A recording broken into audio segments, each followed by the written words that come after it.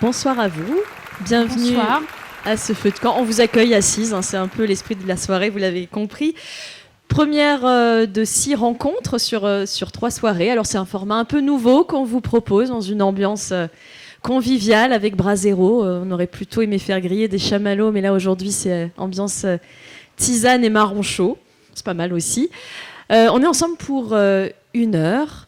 Tous les soirs, vous aurez la possibilité de rencontrer différentes personnes, personnalités qui viennent partager pendant cette heure leur parcours, mais aussi leur histoire personnelle. Vous aurez bien sûr l'occasion de poser des questions tout à l'heure. On est filmé, voilà, c'est dit, mais sentez-vous quand même à l'aise de bouger et de vous comporter de façon tout à fait naturelle et spontanée. Alors pour ce premier feu de camp, je suis très contente d'accueillir l'un des noms et peut-être aussi l'un des looks les plus connus du design français.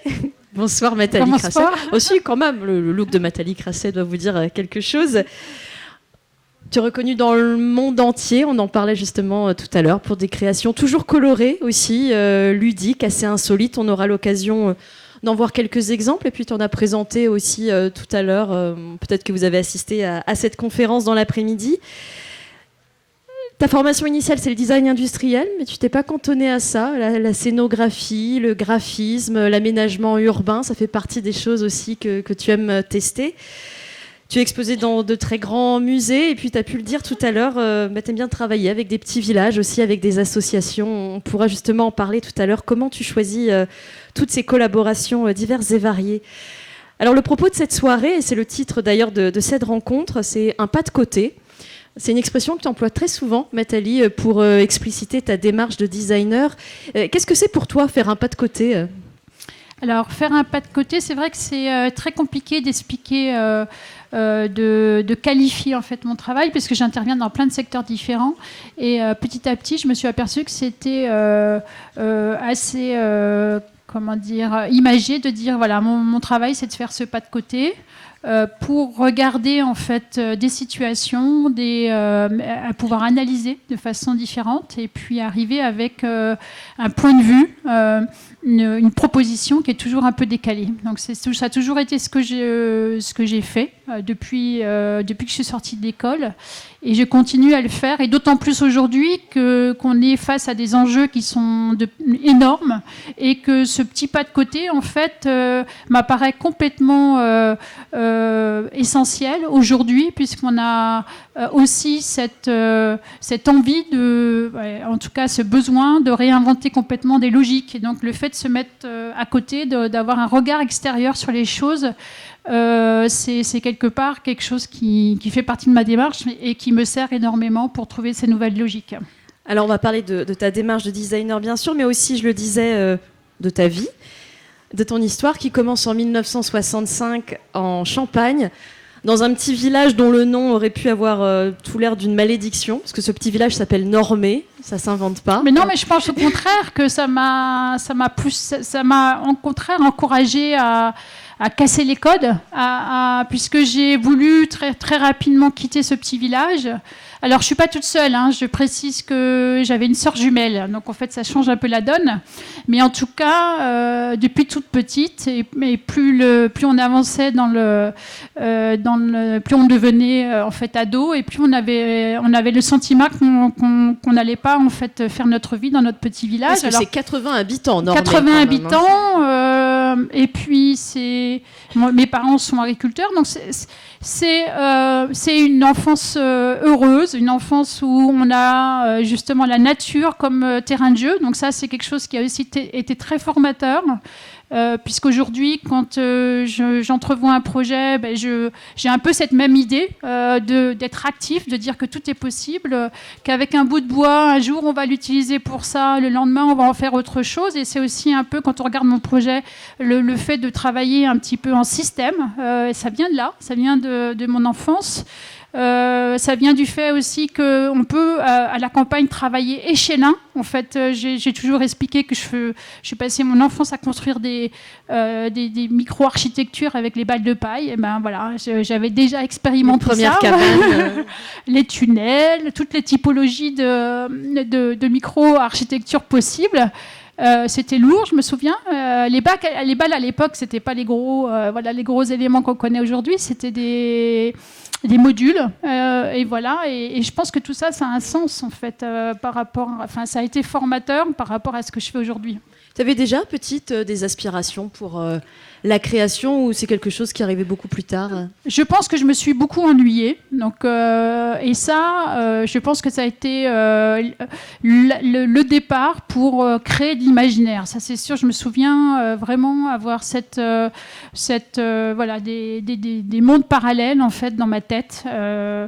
Donc après, on peut peut-être en discuter. Est-ce qu'il faut s'ennuyer forcément? On a peut-être d'ailleurs quelques images, je crois, de voilà, on va voir après une petite vidéo qui est en fait une création. Alors, c'est une animation. Je voulais utiliser les outils numériques, mais en fait, on doit avoir un rapport un peu personnel avec ces outils. Et je me suis dit, je vais faire un peu à l'inverse de ce qu'on voit partout. Il y a beaucoup de couleurs, beaucoup d'effets. Moi, je vais commencer très simplement en utilisant une seule couleur à la fois pour essayer de regarder comment je peux m'exprimer avec ces outils numériques. Donc, ça a donné un certain nombre de petites vidéos qu'on verra après. On peut peut-être en mettre une à qui s'appelle Diffuse et voilà, qui en quelque sorte donne un peu à voir ces mondes parallèles qui sont dans ma tête.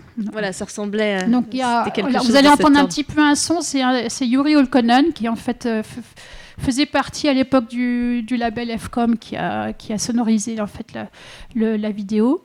Et c'est une animation qui a été distribuée par Arnetar.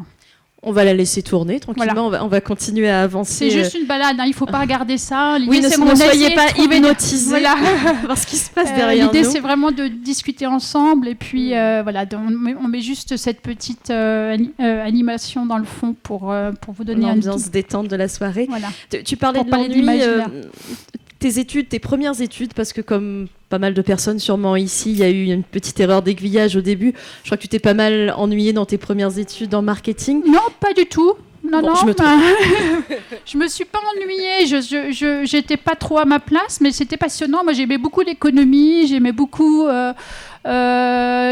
l'histoire, la géo. J'ai fait en fait un bac où les professeurs étaient suffisamment intelligents pour nous faire aborder un pays du point de vue économique, du point de vue géographique et du point de vue historique. Et c'était passionnant. J'ai beaucoup aimé ça, sauf que arrivé après le bac, je ne savais pas trop quoi faire. Et donc je me suis dit, moi, je vais me laisser porter. Et voilà, donc j'ai fait un peu comme tout le monde une école de commerce après le bac.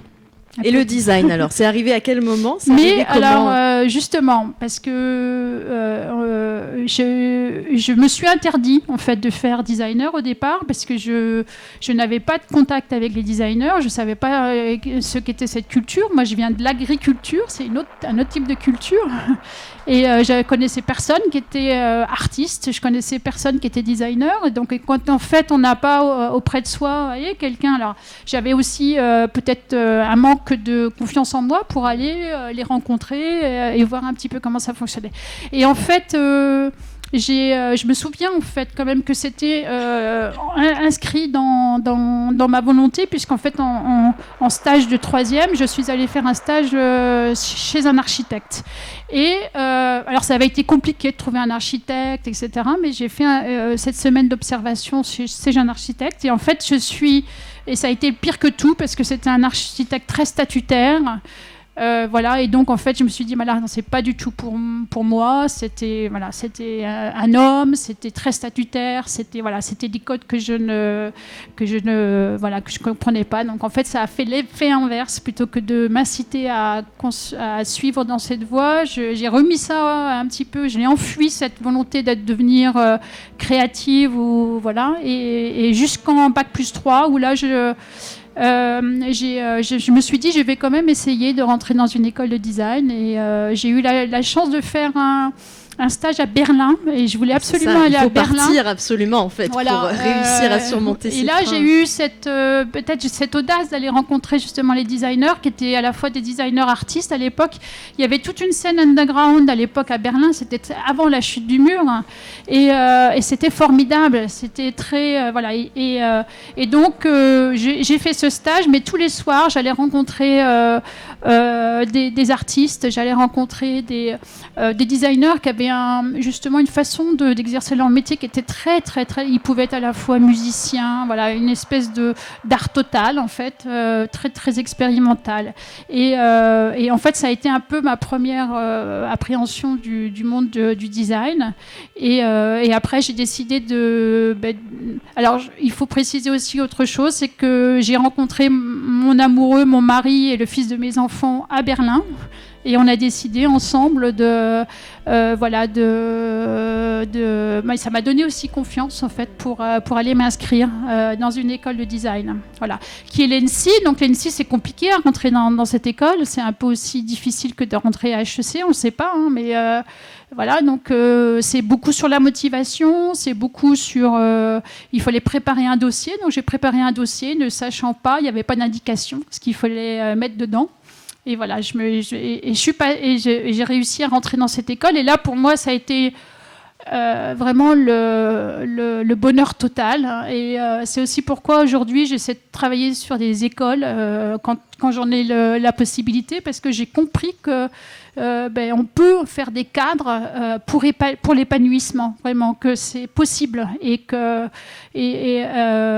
j'étais un peu peinée de comprendre que je n'avais pas eu cette chance d'être dans un cadre aussi épanouissant. Plus tôt dans ma jeunesse. Est-ce que tu t'es sentie justement en décalage en arrivant à l'ENSI parce que tu décrivais cette... Non. Je me dis sans connotation, cette jeune fille de la campagne qui au début n'ose pas, non, parce qu'on est tous un peu d'univers différents à l'ENSI, donc on était tous un peu d'univers différents. Non, c'est plus que moi, je pars toujours du principe que je sais rien, parce que voilà, et donc je suis toujours dans cette quête en fait d'apprendre au fur et à mesure, de me remettre en question.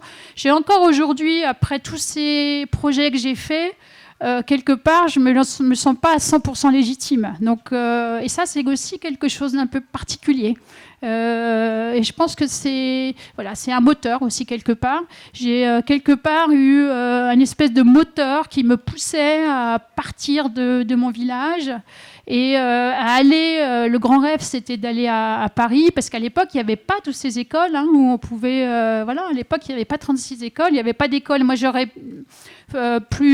aujourd'hui, je pense que je serais allée à l'école de Reims, par exemple. C'était la ville qui était plus proche d'où j'habitais. Et il y a une école de design qui est connue, mais à l'époque, il n'y avait pas. Donc, en fait, ce rêve de partir et de faire ce métier, il s'est concrétisé. Est-ce que c'est à cette époque que tu es devenue Matali? Parce que ce n'est pas ton nom de naissance, peut-être que tout le monde s'en doute un peu. Mais il y a cette question de trouver son identité aussi. Alors j'ai beaucoup essayé de choses à l'école. C'est sûr que c'était presque une crise d'ado un peu tardive, on va dire, où là, on essaie beaucoup on essaie de comprendre qui on est. Mais dans les métiers artistiques, de toute façon, il y a cette quête. C'est-à-dire qu'on ne peut pas arriver à traduire des choses personnelles dans un projet si en amont, on ne sait pas qui on est. Donc il y a de toute façon... Et c'est pour ça que c'est long, en fait, des études de designer, des études d'artiste, parce qu'en fait, on doit, quelque part, comprendre qui on est et d'où on parle, en fait, et comment on va arriver à mettre en connexion ce qu'on est et ce qu'on va matérialiser, en fait. Donc ça, c'est une longue quête, alors que j'ai fait un peu en accéléré, parce que j'étais boulimique, que je voulais vraiment tout un peu rattraper le retard, parce que je n'étais pas de cette culture-là. Et il se trouve que quand même, j'ai fait des colonies maternelles, donc pour les tout petits, pour les 3 ans et demi, ça existe en fait. Et en fait, les enfants, avant de dire Nathalie, disent Matali. Et en fait, j'ai gardé. Donc c'est resté en fait quelque chose dans ma famille. On m'appelle même pas Matali, on m'appelle Matali Bou. Mais je vous passe le Matali Bou. Le Bou étant un enfant qui pleurait le soir et qui pouvait pas s'endormir et qui faisait je veux Matali Bou. Donc Je suis devenue Nathalie Bou pour les intimes, en fait. Et puis après, je ne me reconnaissais même plus derrière. On pouvait m'appeler Nathalie. Je ne retournais plus la tête. C'était plus moi. Donc voilà, professionnellement, Nathalie Bou, c'est que ça devenait mon nom d'artiste, tout simplement. Et ton look, c'est à cette période-là aussi. Tu disais chercher son identité, trouver sa singularité. Mais c'est quelque chose qui se construit aussi au fur et à mesure, parce qu'en fait, quand on est dans un petit village, on n'est pas du tout dans l'anonymat. On est un peu obligé d'agir, vous voyez, de suivre les codes. Alors, moi, surtout quand on est une fille, non ? Voilà, et moi je voulais pas suivre ces codes. Je voyais bien au début que petit à petit que je voulais. Donc une des choses, c'est déjà de s'éloigner un peu de la féminité qu'on nous propose. Et donc c'est pour ça que j'ai un look un peu androgyne, mais tout s'explique en fait. Je l'ai pas compris au départ, mais voilà, j'ai un peu résisté sur les codes féminins qu'on me proposait dans ce petit village. Et puis voilà, je trouve que ça me convient bien. Et voilà, c'est moi tout simplement, mais je peux l'expliquer comme ça. À la fin de tes études, donc on est en 91, si je ne dis pas de bêtises. Je précise juste un truc, on en finit avec mon passé, on va aller dans des choses... et en fait, ça vous intéresse, le fait que j'utilise beaucoup de couleurs a aussi un sens. Et ça, je l'ai compris très, très tardivement. J'ai rencontré une fois une personne en Espagne qui me dit tiens, c'est rigolo, tu viens de la Champagne-Ardenne et en fait moi j'ai essayé de proposer des spectacles en fait, donc je suis allée voir tous les acteurs, etc. Et il dit mais en fait je comprends pourquoi tu utilises la couleur. Là-bas c'est tout blanc. Et en effet, c'est ça. En fait, on est dans un espèce de... C'est de la craie, en fait. Le sol est majoritairement de la craie. Donc, j'ai passé mon enfance... Alors, bien sûr, il y a de la végétation quand même, mais quand même, il y a une espèce de ciel et de sol qui est assez blanc. Et en fait, voilà l'explication. Donc, c'est pas moi qui l'ai trouvé, mais en fait, c'est un peu l'explication. On revient toujours à normer, en fait. Voilà. Donc, en 91... Donc, on le sait, je pense qu'on est beaucoup ce qu'on est en fonction de d'où on vient, en fait, et comment on a transformé certaines choses. Voilà. Je pense que Nance Thomasset en parlera tout à l'heure. 91, c'est la fin des études. Il faut présenter un projet pour le diplôme. Tu présentes une trilogie domestique. Alors, tu vas nous dire ce que c'est. C'est un diffuseur. Oui, c'est D3 diffuseurs. Alors, déjà, je voulais pas donner de nom autre que diffuseur parce que pour moi, ce qui était plus important, c'était de donner déjà des choses. C'était pas l'identité de l'objet ou la constitution de l'objet. Et en fait, c'est ce qui a été formateur. Donc, j'ai fait, en fait, par exemple, un diffuseur qui en fait était là pour montrer que bien sûr faire une fonction c'était essentiel, mais en même temps il faut aller beaucoup plus loin que ça.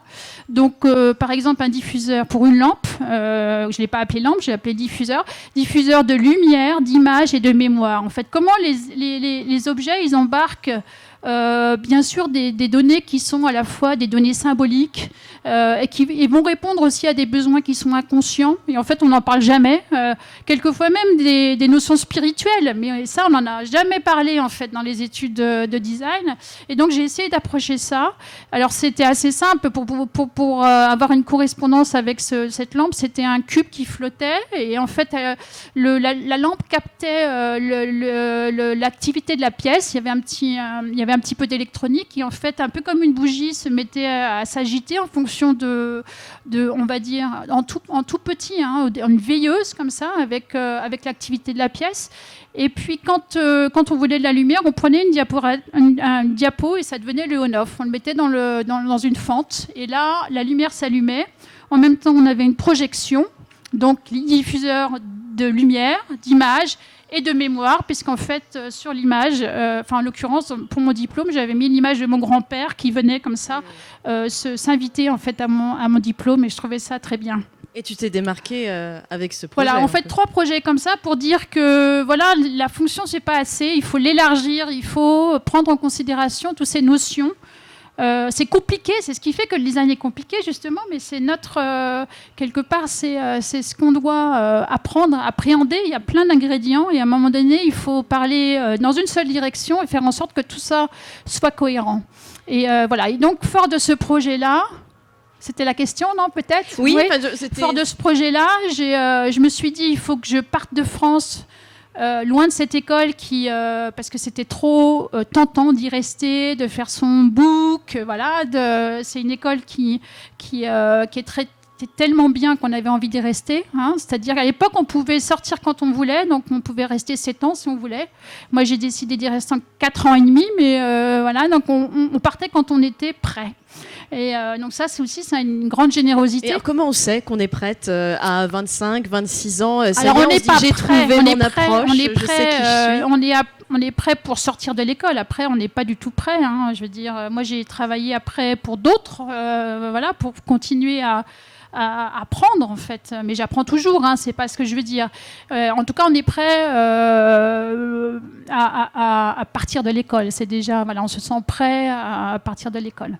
Et donc, oui, donc je me suis dit, je vais aller à Milan et pour couper le cordon ombilical. Je parle vraiment comme ça parce que cette école était vraiment un lieu très fort pour moi.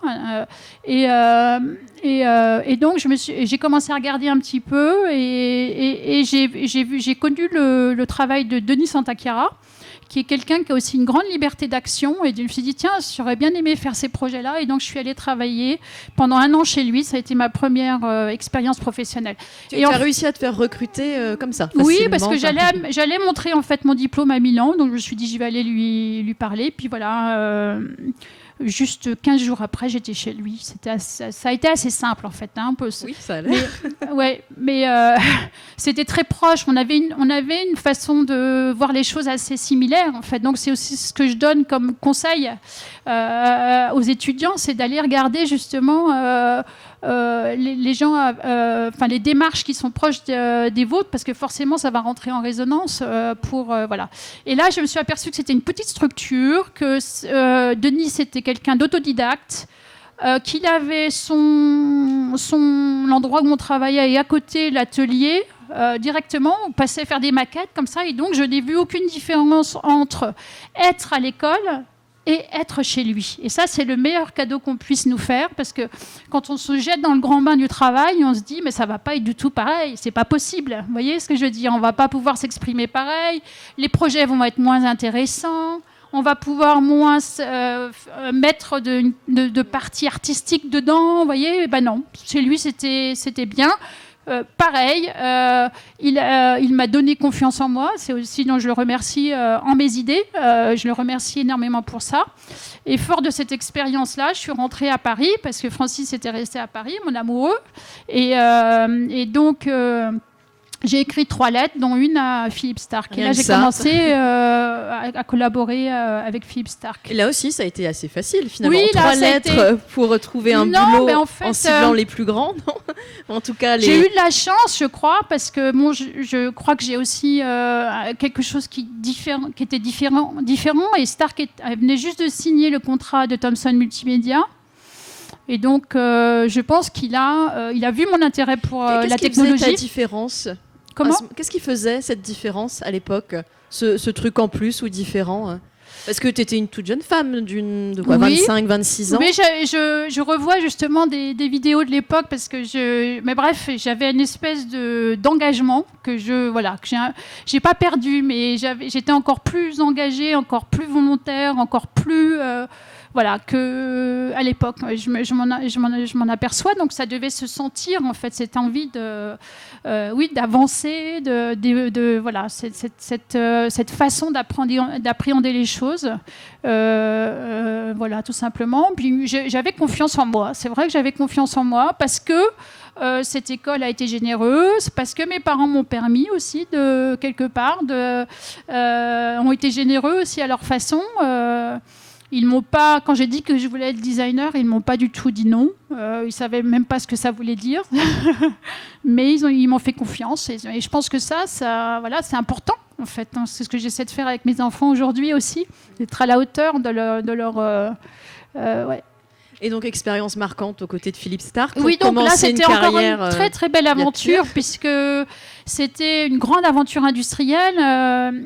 Thomson était un grand acteur de l'électronique, grand public, en faisant des produits bruns. Et donc, je me voilà embarquée dans cette histoire, à dessiner des télés, des magnétoscopes, de la hi-fi. Donc, j'étais tout jeune designer. Normalement, c'est réservé plutôt aux seniors, comme ils appellent. Et aux hommes, peut-être, aux non, hommes dans ce aussi, domaine. Oui.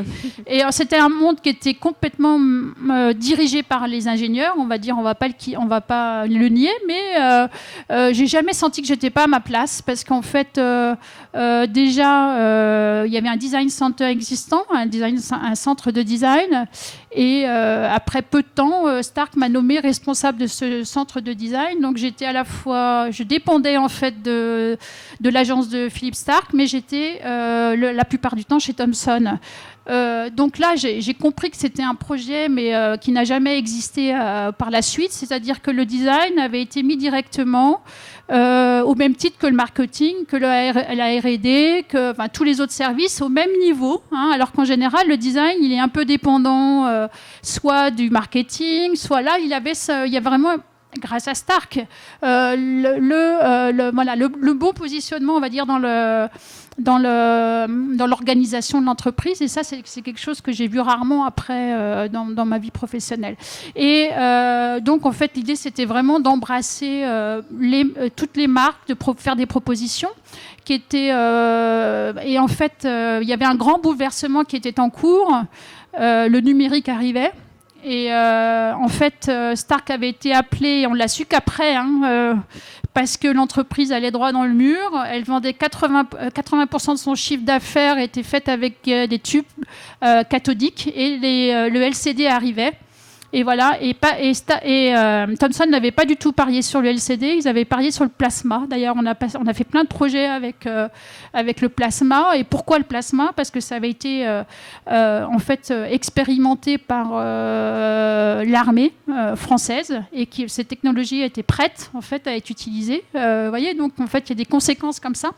Et donc d'un seul coup, on se retrouve avec un défi comme ça. Comment on fait pour changer de cap? Et donc, en fait, ce que j'ai compris après, bien des années après, c'est que Stark avait été placé dans cette entreprise pour un peu la dynamiter en interne et reformer en fait un corps d'entreprise autour du numérique. Ce qui a été fait. Donc, notre boulot était aussi de faire en sorte d'utiliser la force du design pour questionner, changer de l'intérieur. Changer. Alors, c'était compliqué, parce qu'on est arrivé un peu comme des comme des chiens dans un jeu de quilles, on va dire. Je crois que c'est ça l'expression.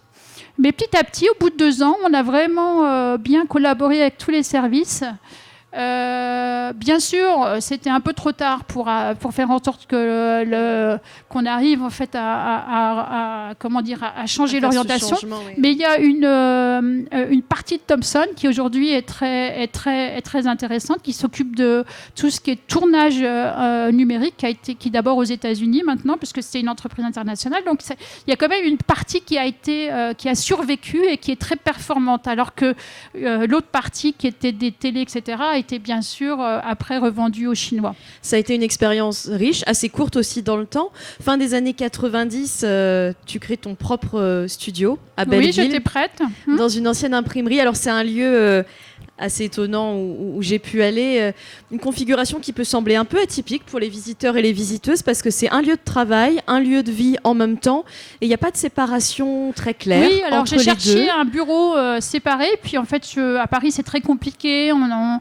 Les petits espaces sont très très chers, vous le savez, mais en même temps sont pas très bien qualifiés, c'est pas très agréable. Donc je me suis dit, en changeant de maison et en associant mon bureau, je vais arriver à trouver un cadre plus intéressant. Et il se trouve qu'on est dans une vieille usine, un promoteur a décidé de la transformer en habitation, donc on est avec 12 familles. Donc c'est plutôt un lieu de vie qu'un lieu de travail. Et ça me convient très bien, parce que moi c'est la vie qui m'intéresse.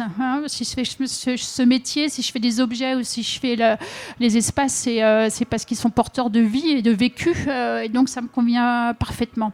Et donc j'ai fait un petit lieu spécifique bien sûr pour travailler, mais je l'ai configuré de façon à être 4, on ne peut pas être plus, parce que c'est ce format-là qui me convient. Je pense qu'on ne fait pas la même chose quand on est 4 ou quand on est 15. Vous voyez, il y a toutes sortes de pratiques de design, en fait. Il y a toutes sortes d'agences. Moi, j'appelle même pas ça une agence, c'est plutôt un studio. Je pense que ce que je fais, c'est de l'artisanat du design. Donc, je ne veux pas rentrer dans des trucs, dans des fonctionnements de groupe énormes. Voilà, donc on est 4. Et bien sûr, voilà, il y a une porte qui n'a jamais été fermée. Mais c'est très avantageux. Puisque je me suis aperçue que quand mes enfants rentraient de l'école, voilà, je pouvais, et d'ailleurs tout le monde prend le goûter quand ils rentrent de l'école parce qu'ils sont, voilà, et c'est une façon de pouvoir aussi exercer ce métier en étant femme, parce que je bouge beaucoup. Et voilà, à un moment donné, il faut aussi voir comment on arrive à concilier le professionnel et le privé. C'est un pas de côté, ça aussi, parce que pour le coup, en matière de conciliation vie privée et vie pro, on entend plutôt parler de cloisonnement, en tout cas de faire bien attention à ne pas tout mélanger, à avoir des temps dédiés à ceci ou à cela. Qu'est-ce que ça nous dit justement de ton regard sur le monde du travail en dehors de ce que tu connais dans ce studio? Au contraire, je me suis aperçue petit à petit que c'était même, ça favorisait une certaine sélection naturelle, c'est-à-dire les gens qui voulaient collaborer avec moi et qui rentraient à la maison et qui étaient un peu perdus par le fonctionnement qu'on avait. Avec cela, ça va pas aller, voilà, je me suis dit, c'est peut-être pas la peine de continuer parce qu'en fait, c'est la vie. S'ils comprennent pas la vie, on va pas parler de la même chose en fait. Voilà, donc et voilà. Et je pense que petit à petit, ça peut fonctionner comme ça aussi. Mais ça n'engage que moi. Voilà, c'est pas ce que je vais proposer à tout le monde. Comment tu sélectionnes justement les projets? Parce que j'en ai parlé en introduction. Tu travailles aussi bien avec de grosses entreprises, de grandes villes comme la ville de Paris, des toutes petites villes. Tu en as donné des exemples, des villages, même des associations. Oui. Quel point commun il y a entre toutes les ces points communs, personnes, c'est qu'ils passent la structures? porte et en fait, ils viennent me proposer quelque chose. C'est ça le point commun. Le point commun, c'est de discuter dans un premier temps, de savoir si on a les mêmes valeurs. Voilà. Souvent, je fais des projets. Les valeurs clés qu'il faut retrouver. On commence un peu à discuter où ils en sont. Est-ce qu'ils ont envie aussi un petit peu de faire un petit pas en avant? Moi, je suis plutôt dans l'idée de favoriser le contemporain, donc ça peut prendre plein de formes différentes, et puis après le curseur on peut le pousser plus ou moins loin, donc on peut petit à petit le comprendre en discutant tout simplement. Puis je me suis aperçue que c'était pas bienvenu en fait en ce qui me concerne d'aller m'embarquer avec des gens avec qui j'ai pas d'atome crochu, ou voilà, parce que la création étant ce qu'elle est, si on fait le métier et on met beaucoup de soi, et ben en fait ça peut faire très mal et ça peut même toucher nos convictions d'artistes en fait, de s'apercevoir que les gens avec qui on collabore n'ont pas les mêmes idées, n'ont pas compris où on mettait l'accent, etc. Et donc en quelque sorte je me protège, je veux garder ma créativité, et donc il y a des cadres dans lesquels elle peut se développer, il y a des cadres où c'est plus compliqué. Et la créativité, en plus, quelque chose de très fragile. Ça, je m'en suis aperçue chez Thomson, puisque j'ai dirigé 25 personnes qui étaient designers produits ou designers graphiques. Et en fait, mon rôle était essentiellement de faire en sorte que tout le monde se sente bien. Parce qu'à chaque fois qu'un nouveau designer arrivait dans l'équipe, etc., il y avait des rééquilibrages, etc. Et je ne pense pas qu'on crée dans de mauvaises conditions. Ça, je pense pas qu'on donne le meilleur de soi quand on est en compétition. Je pense pas ça. Je pense qu'au contraire, on va être généreux si on est avec des partenaires. Vous voyez ce que je veux dire? Et moi, je parle de générosité dans mon travail. Je veux être généreux. Je veux pas donner juste un petit peu de choses. Ça me satisfait pas. Et on en revient encore aux valeurs, et c'est justement là-dessus que j'aimerais t'entendre. Tu as parlé de la générosité. Il y a d'autres valeurs, j'ai entendu des termes cet après-midi dans ta présentation qu'on retrouve à chaque fois dans les projets. Est-ce que tu veux bien en dire plus sur ces valeurs? Oui, je me suis petit à petit aperçue, en tout cas c'est pas des valeurs, mais c'est que la majorité de mes projets tournent autour de l'idée de vivre ensemble, de réapprendre à vivre ensemble, de partager dans le moindre objet. Ça peut être un objet ou même un espace, parce qu'après, petit à petit, on m'a proposé de faire des hôtels, des lieux. Et là, l'idée, vraiment, je me suis aperçue que c'était ça qui me portait. On a des images, d'ailleurs, je crois, d'un hôtel qu'on peut peut-être faire tourner. Oui, alors ça, c'est des images d'un hôtel un peu particulier. C'est un hôtel que j'ai réalisé toujours avec les deux mêmes personnes, en fait. Et après en avoir fait 3, on en a fait un 4e à Nefta, dans le désert, en Tunisie. Donc vous allez voir passer les images. Et vous allez voir aussi la complexité, parce que c'est compliqué de construire dans le désert. Voilà.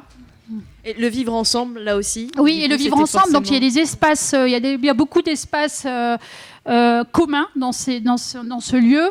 Il y a aussi des partis pris, c'est-à-dire que au départ, on voulait construire tout en terre. On n'a pas trouvé les bons partenaires pour nous aider à faire dans ce projet. Donc, on s'est dit, on va construire comme ils construisent dans cette ville, c'est-à-dire béton en poteau-poutre. Et puis, on va utiliser la brique locale pour avoir une double épaisseur parce qu'il fait très chaud en été.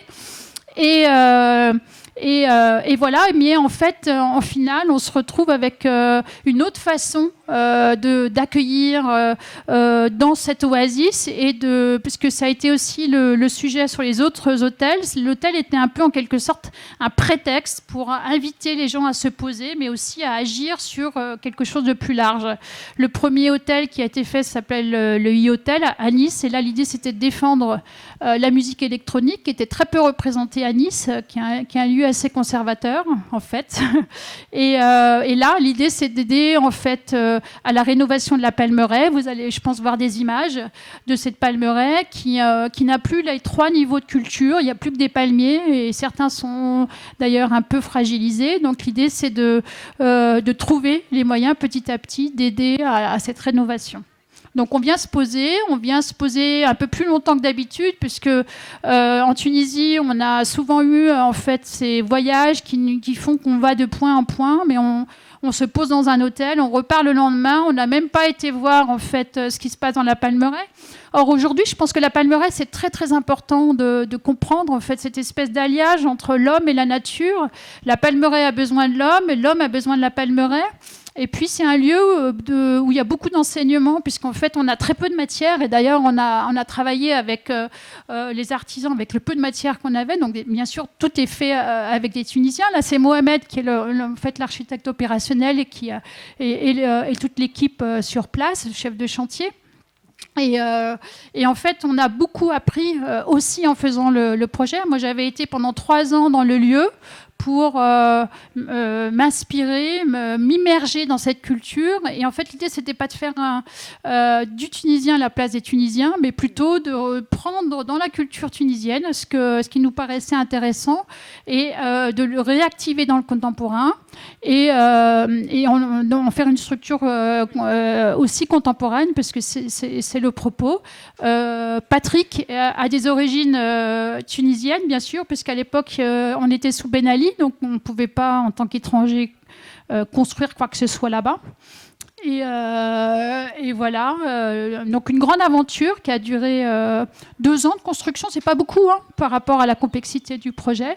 Et après juste à l'ouverture est arrivée la révolution. On était contents. Alors pour les 2 propriétaires un peu moins, parce que c'était plus compliqué de démarrer l'hôtel, la retraite en fait avec ce climat de révolution. Mais en tout cas, on était contents pour les Tunisiens.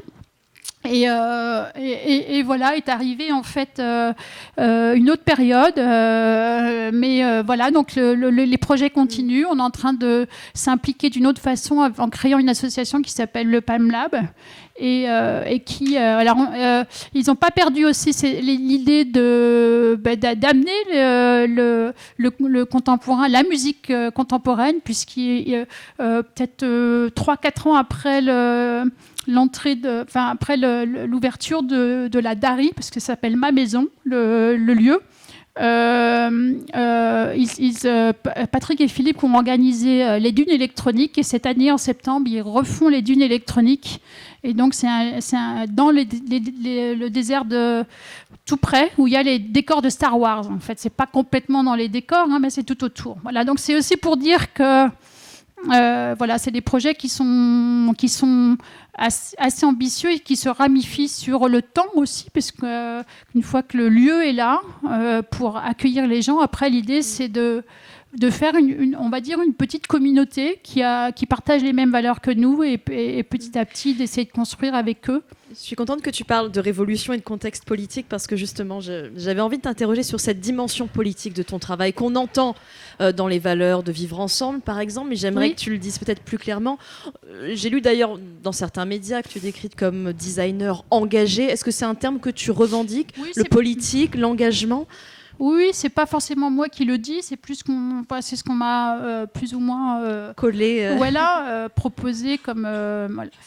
Mais c'est décalé aujourd'hui, puisqu'on parle de pas de côté, en tant que designer, d'assumer certaines de ces valeurs, le vivre ensemble, de travailler avec des villages pour recréer du lien, pour dire quelque chose de la société telle qu'elle est aujourd'hui. Je pense que plus ça vient et plus je suis en train de me dire que le moindre projet que je fais maintenant doit être engagé parce que ça devient urgent. Et donc, en plus, on a la possibilité d'orienter un petit peu les projets ou en tout cas de les utiliser pour soit sensibiliser, alors ça dépend des contextes, sensibiliser et puis passer à l'action. Voilà, donc on est quand même au cœur de la création, donc ça nous permet aussi plus facilement de le faire. Et donc maintenant, j'essaie dans chaque projet les pousser vers d'autres logiques. Donc je vais citer juste un exemple. Là, j'étais par exemple invitée à la Cité du Vin à Bordeaux pour faire partie d'une exposition sur les contenants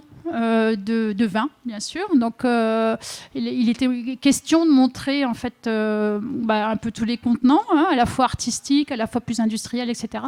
Et donc, moi, j'ai dit, ça m'intéresse pas de faire un Xème contenant, un peu comme le vase pour la manufacture de Sèvres, où j'ai plutôt eu envie de revisiter les archives. Et en fait, je leur ai dit, le rôle des musées aujourd'hui, c'est peut-être plutôt de faire des vrais projets. De dire, bien sûr, vous allez faire une expo, mais aussi sortez de votre territoire, de musée, muséal, de monstration. Et si on faisait un projet un peu plus ancré. Et là, j'ai proposé en fait de faire quand même un contenant, parce que de faire un contenant pour déguster du vin en biodynamie.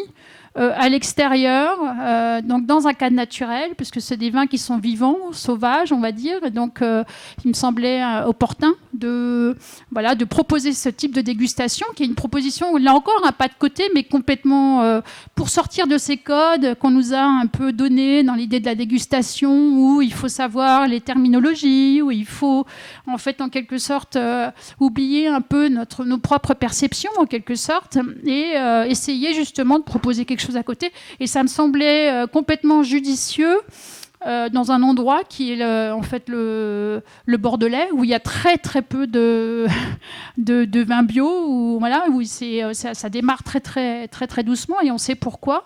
Et en fait, en finale, dans l'exposition, je vous invite à aller voir cette exposition. On se retrouve avec 5 vidéos grâce à Jérôme de Gerlache qui a documenté tout le projet.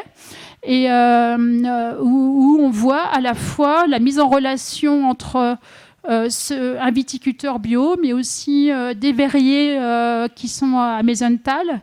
C'est un peu la même chose, en fait. Ce sont aussi là des gens qui se sont engagés, un verrier, il faut 10 ans pour arriver à sortir une pièce. Donc voilà, qu'est-ce que ça veut dire déjà mettre 10 ans de sa vie pour arriver à voilà. Et en fait, on parle de la même chose, en fait. Donc l'idée, c'était de faire le lien avec ce projet entre des gens qui se côtoient pas forcément, mais qui en final se retrouvent autour du même geste, la dégustation. Et en fait, on est invités, ils font des dégustations et ils les font dehors pour aussi réapprendre à goûter le vin différemment. Voilà, donc c'est un projet prétexte, mais en même temps, ça me permet de parler de tous ces viticulteurs qui prennent des risques et qui essayent d'autres choses. Et c'était important pour moi d'en parler. Et quand on s'appelle Nathalie Crasset, on peut faire passer ça plus facilement. Une dernière question, et puis je vais vous laisser la parole. Je rebondis sur le titre de cette rencontre, le pas de côté toujours. Aujourd'hui, alors que tu es nationalement, internationalement reconnu, qu'on vient te chercher pour des valeurs bien identifiées, pour une approche bien identifiée, qu'est-ce que ça pourrait vouloir dire, faire un pas de côté dans ta vie, dans ta démarche ? Ah, mais j'ai pas envie de faire un pas de côté. Maintenant, c'est bien, c'est la ligne droite. C'est la ligne droite. Je continue le même projet. C'est pas moi qui, en tout cas, le pas de côté sur les les projets, moi je fais dans la démarche, mais pas dans le projet. C'est nous qui les faisons en face plutôt, ou en tout cas les c'est les gens qui passent la porte et qui me proposent de faire un hôtel. Enfin, moi j'ai jamais voulu ça, je faisais de l'objet, j'étais bien contente de faire de l'objet, d'être à cette échelle-là, puis petit à petit on me demande de faire d'autres choses. Je dis pourquoi pas, moi j'aime bien, je suis curieuse, donc j'aime bien essayer. Je trouve que quand on rentre dans un secteur particulier, on est obligé de se renseigner, on comprend, voilà, on apprend plein de choses. Donc voilà, je pense que petit à petit on s'épanouit. Donc c'est un métier qui est passionnant de ce point de vue-là, parce qu'on est obligé de sans arrêt se remettre en question et en même temps s'ouvrir à plein de choses et voilà, et après trouver une espèce d'agilité pour trouver un ancrage et faire une proposition personnelle. Donc c'est assez beau comme métier en fait. C'est un luxe de faire ce métier-là. Merci beaucoup Nathalie. On peut l'applaudir quand même. Et puis, j'avais oublié de vous le dire. Voilà. Bravo à Barbara qui était dans le petit coin là-bas. Ah oui, alors Barbara, explique-nous ce que tu as fait. Qui fait du scribing. Curieuse. Et donc qui croque en direct. Alors, peut-être que on n'a pas l'habitude de te donner le micro, mais c'est intéressant effectivement que tu nous dises comment tu travailles. Bonsoir. Alors moi j'ai fait une synthèse visuelle de ce que nous a raconté Nathalie Crasset. Donc on est 2 facilitatrices graphiques sur les 360 possibles pendant ces 3 jours. Et donc on assiste aux présentations et on en fait une synthèse dessinée et écrite. Voilà, une interprétation dessinée des présentations. Voilà. Tu veux résumer, non ? C'est quoi qui t'a plus non inspiré ? J'ai essayé de noter les événements clés de ton parcours. Donc j'ai commencé en notant que tu t'étais fait la main pendant ta jeunesse à la campagne avec des bottes de paille. Elles sont beaucoup plus grosses que ça, les balles de paille. Hein, c'est vrai. Ah. J'avais pas tellement de références visuelles en effet. Bon, j'ai fait petit. Ensuite, le fait que tu étais passé par la case école de commerce, que tu avais trouvé ça intéressant mais que c'était pas pour toi. Ouais. Voilà. Et ensuite que tu avais découvert et étudié le design et que ça avait été une sorte de révélation pour toi. Enfin, tu t'étais épanouie dans ce domaine-là. Que tu y as expérimenté pendant 4 ans et qu'il fallait que tu coupes le cordon pour te lancer chez des designers pros et dont Philippe Stark, voilà, chez qui tu as fait tes armes.